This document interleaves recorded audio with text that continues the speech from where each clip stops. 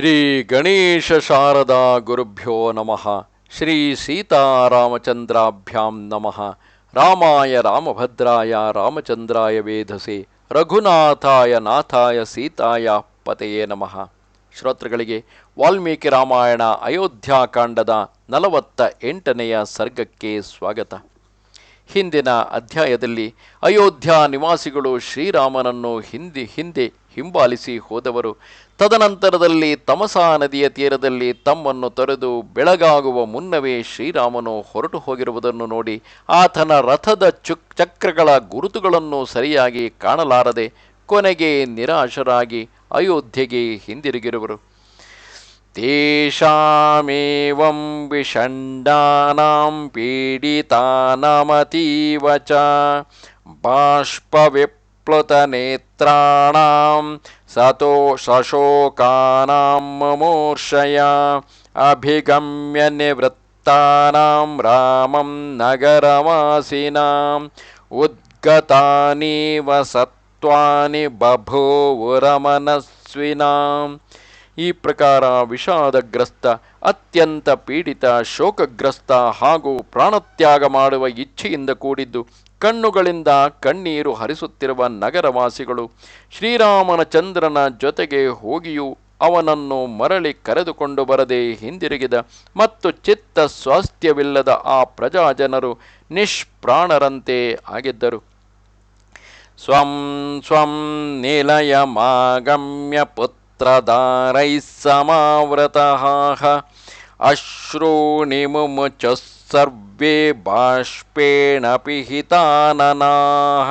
ಅವರೆಲ್ಲರೂ ತಮ್ಮ ತಮ್ಮ ಮನೆಗಳಿಗೆ ಬಂದು ಪತ್ನಿ ಪುತ್ರರಿಂದ ಸುತ್ತುವರೆದು ಕಣ್ಣೀರು ಹರಿಸತೊಡಗಿದರು.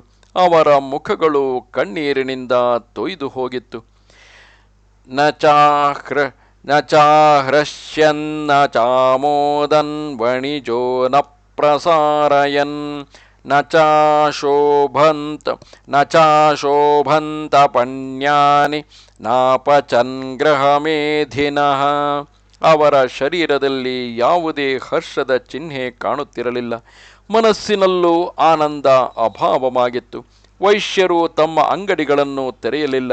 ಮಾರಾಟದ ವಸ್ತುಗಳು ಪೇಟೆಯಲ್ಲಿ ಹರಡಿಕೊಂಡಿದ್ದರು. ಅವನ್ನು ಕೊಂಡುಕೊಳ್ಳುವ ಗ್ರಾಹಕರು ಯಾರೂ ಬಂದಿರಲಿಲ್ಲ.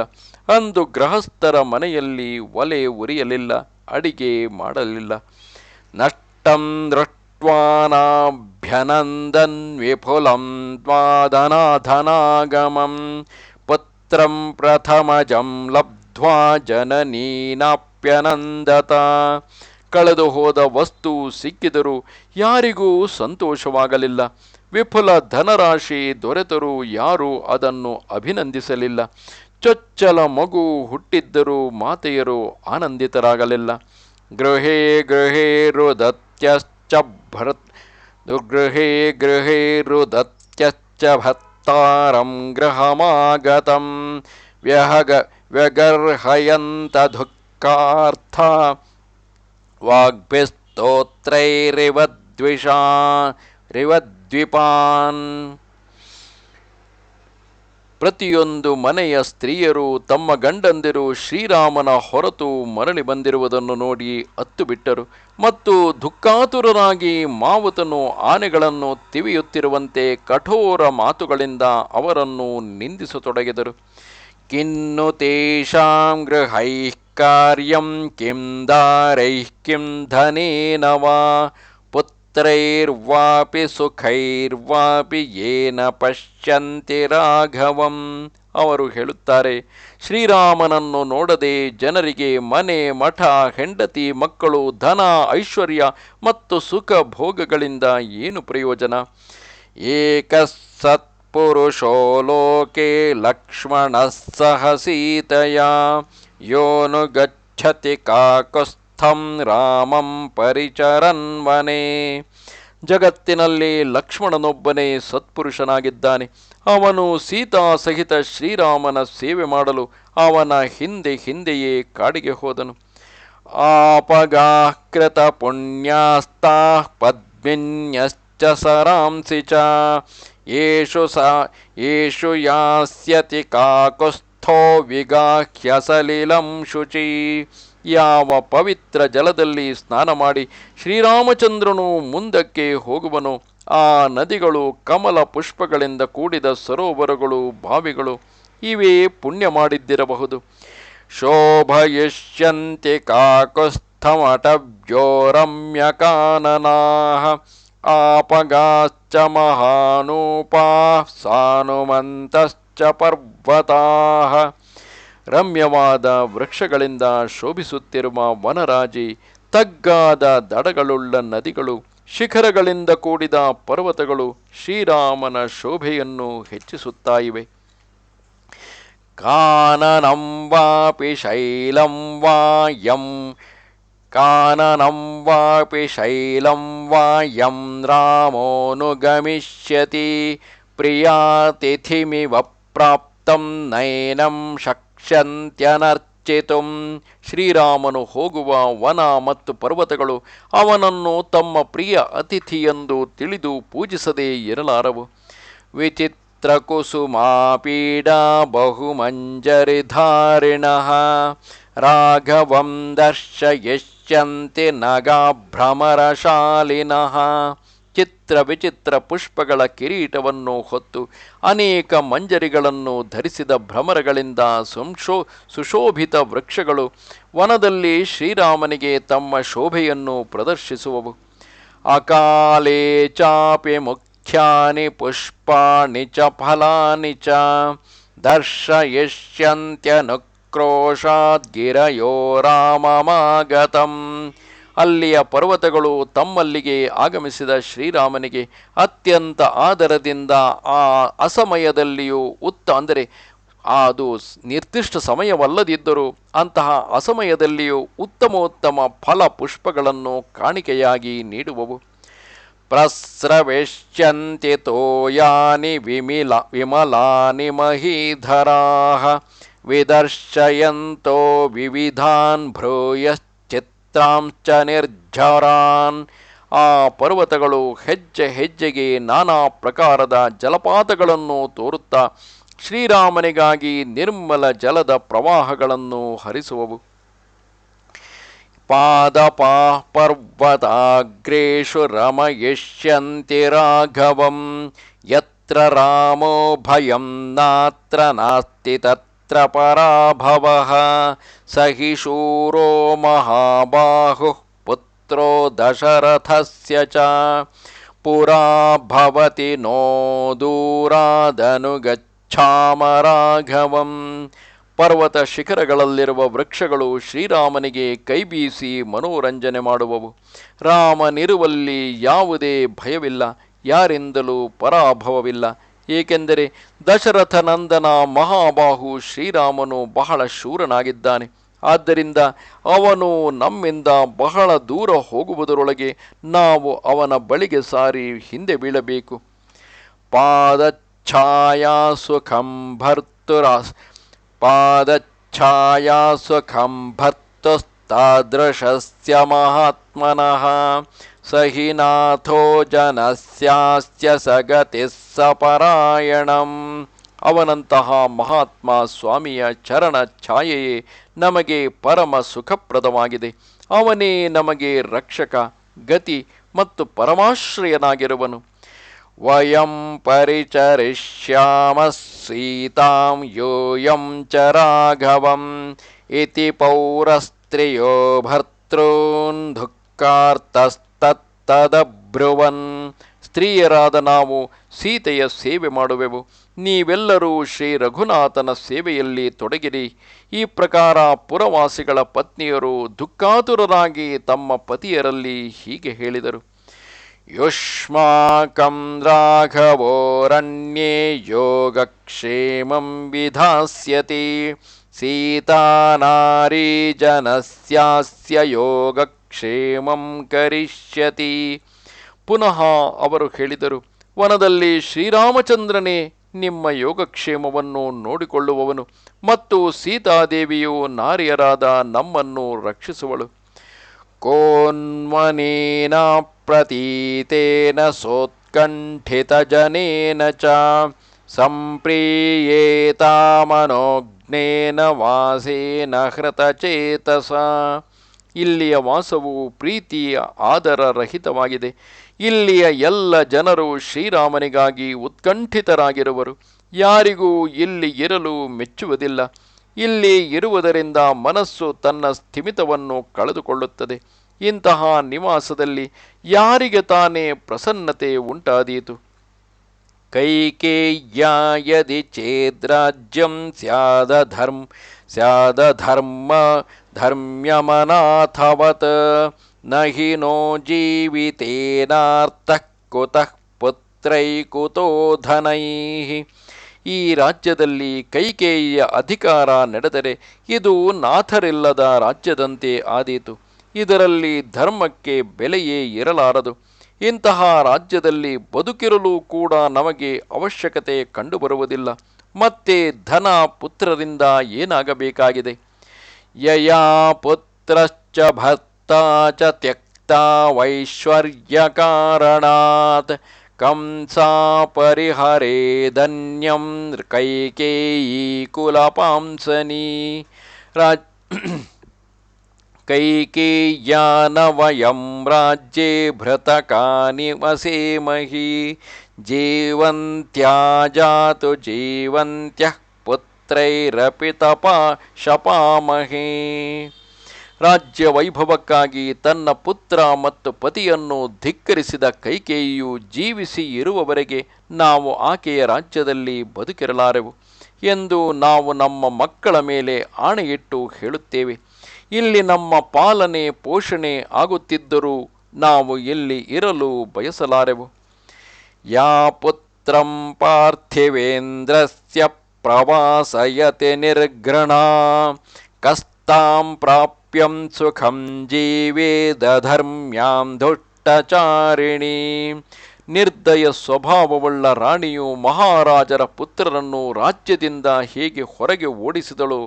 ಆ ಅಧರ್ಮ ಪರಾಯಣ ದುರಾಚಾರಿಣಿ ಕೈಕೇಯಿಯ ಅಧಿಕಾರದಲ್ಲಿ ಯಾರು ತಾನೇ ಸುಖವಾಗಿ ಬದುಕು ಸಾಗಿಸಬಲ್ಲರು? ಉಪದ್ರುತಮಿದಂ ಸರ್ವಮನಾಲಂಬಮನಾಯಕಂ ಕೈಕೇಯ್ಯಾಸ್ತು ಕೃತೆ ಸರ್ವಂ ವಿನಾಶಮುಪಯಾಸ್ಯತಿ. ಕೈಕೇಯಿಯಿಂದಾಗಿ ಈ ಇಡೀ ರಾಜ್ಯ ಅನಾಥ ಮತ್ತು ಯಜ್ಞರಹಿತವಾಗಿ ಉಪದ್ರವಗಳ ಕೇಂದ್ರವಾಗಿದೆ. ಆದ್ದರಿಂದ ಒಂದಲ್ಲ ಒಂದು ದಿನ ಎಲ್ಲರ ವಿನಾಶವಾಗಿ ಹೋದೀತು. ನಹಿ ಪ್ರವ್ರಜಿತೆ ರಾಮೇ ಜೀವಿಷ್ಯತಿ ಮಹೀಪತಿ ಮೃತೆ ದಶರಥೇ ವ್ಯಕ್ತಂ ವಿಲೋಪಸ್ತದನಂತರಂ. ಶ್ರೀರಾಮಚಂದ್ರನು ವನವಾಸಿಯಾದಾಗ ಮಹಾರಾಜ ದಶರಥನು ಜೀವಿಸಿ ಇರಲಾರನು. ಜೊತೆಗೆ ದಶರಥನ ಮೃತ್ಯುವಿನ ಬಳಿಕ ಆ ರಾಜ್ಯದ ಲೋಪವಾಗುವುದು ಸ್ಪಷ್ಟವೇ ಆಗಿದೆ. ತೇ ವಿಷಂ ಪಿಬತಾಲೋಡ್ಯ ಕ್ಷೀಣ ಪುಣ್ಯಾಸ್ಸು ದುಃಖಿತಾಃ ರಾಘವಂ ವಾನುಗಚ್ಛಧ್ವಮಶ್ರುತಿಂ ವಾಪಿ ಗಚ್ಚತ. ಈಗ ನಮ್ಮ ಪುಣ್ಯವು ಮುಗಿದು ಹೋಯಿತೆಂದೇ ನೀವು ತಿಳಿಯಿರಿ. ಇಲ್ಲಿಗೆದ್ದು ನಾವು ಅತ್ಯಂತ ದುಃಖವನ್ನೇ ಅನುಭವಿಸಬೇಕಾಗುವುದು. ಇಂತಹ ಸ್ಥಿತಿಯಲ್ಲಿ ಒಂದು ವಿಷ ಕುಡಿದು ಬಿಡಿರಿ, ಇಲ್ಲವೇ ಶ್ರೀರಾಮನನ್ನು ಅನುಸರಿಸಿರಿ, ಅಥವಾ ಕೈಕೇಯಿಯ ಹೆಸರೇ ಕೇಳದಿರುವ ದೇಶಕ್ಕೆ ಹೊರಟು ಹೋಗಿರಿ. ಮಿಥ್ಯಾ ಪ್ರವ್ರಾಜಿತೋ ರಾಮಃ ಸಭಾರ್ಯಃ ಸಹ ಲಕ್ಷ್ಮಣಃ ಭರತೆ ಸನ್ನಿಬದ್ಧಾ ಸ್ಮಃ ಸೌನಿಕೇ ಪಶವೋ ಯಥಾ. ಸುಳ್ಳು ವರದ ಕಲ್ಪನೆ ಮಾಡಿ ಪತ್ನಿ ಮತ್ತು ಲಕ್ಷ್ಮಣರೊಂದಿಗೆ ಶ್ರೀರಾಮನನ್ನು ದೇಶದಿಂದ ಹೊರಹಾಕಿ ನಮ್ಮನ್ನು ಭರತನೊಂದಿಗೆ ಕಟ್ಟಿಹಾಕಲಾಯಿತು.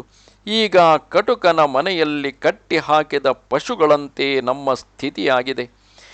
ಪೂರ್ಣಚಂದ್ರಾನನ ಶ್ಯಾಮೋ ಗೋಢಶತ್ರುರರಿಂದಮಃ ಆಜಾನುಬಾಹು ಪದ್ಮಾಕ್ಷೋ ರಾಮೋ ಲಕ್ಷ್ಮಣ ಪೂರ್ವಜಃ ಪೂರ್ವಾಭಿಭಾಷೀ ಮಧುರ ಸತ್ಯವಾದೀ ಮಹಾಬಲಃ ಸೌಮ್ಯಶ್ಚ ಸರ್ವಲೋಕಸ್ಯ ಚಂದ್ರವತ್ ಪ್ರಿಯದರ್ಶನಃ. ಲಕ್ಷ್ಮಣನ ಅಣ್ಣ ಶ್ರೀರಾಮನ ಮುಖವು ಪೂರ್ಣ ಚಂದ್ರನಂತೆ ಮನೋಹರವಾಗಿದೆ. ಅವನ ಕಾಂತಿ ಶ್ಯಾಮಲವಾಗಿದ್ದು ಪುಷ್ಟವಾಗಿರುವ ಹೆಗಲುವುಳ್ಳವನು, ಆಜಾನುಬಾಹುವು, ನೇತ್ರಗಳು ಕಮಲದಂತೆ ಸುಂದರವಾಗಿವೆ. ಯಾರನ್ನಾದರೂ ಅವರಿಗಿಂತ ಮೊದಲೇ ಮಾತನಾಡಿಸುವವನು, ಮಧುರ ಮತ್ತು ಸತ್ಯವಾಗಿ ನುಡಿಯುವವನು ಆಗಿದ್ದಾನೆ. ಶ್ರೀರಾಮನು ಶತ್ರುಗಳನ್ನು ದಮನ ಮಾಡುವ ಮಹಾಬಲವಂತನಾಗಿದ್ದಾನೆ. ಸಮಸ್ತ ಜಗತ್ತಿಗೆ ಸೌಮ್ಯ ಅಂದರೆ ಕೋಮಲ ಸ್ವಭಾವದವನಾಗಿದ್ದು ಅವನ ದರ್ಶನ ಚಂದ್ರನಂತೆ ಆಹ್ಲಾದಕರವಾಗಿದೆ. ನೂನಂ ಪುರುಷ ಶಾರ್ದೂಲೋ ಮತ್ತ ಮಾತಂಗ ವಿಕ್ರಮಃ ಶೋಭಯಿಷ್ಯತ್ಯರಣ್ಯಾನಿ ವಿಚರನ್ ಸಮಹಾರಥಃ. ನಿಶ್ಚಯವಾಗಿಯೇ ಮತ್ತ ಗಜದಂತೆ ಪರಾಕ್ರಮಿ ಪುರುಷ ಸಿಂಹ ಮಹಾರಥಿ ಶ್ರೀರಾಮನು ಭೂತಳದಲ್ಲಿ ಸಂಚರಿಸುತ್ತಾ ವನದ ಶೋಭೆಯನ್ನು ಹೆಚ್ಚಿಸಿರುವನು. ತಾಸ್ತಥಾ ವಿಲಪಂತ್ಯಸ್ತು ನಗರೇ ನಾಗರಸ್ತ್ರಿಯಃ ಚುಕ್ರುಷುರ್ಧುಃಖ ಸಂತಪ್ತಾ ಮೃತ್ಯೋರಿವ ಭಯಾಗಮೇ.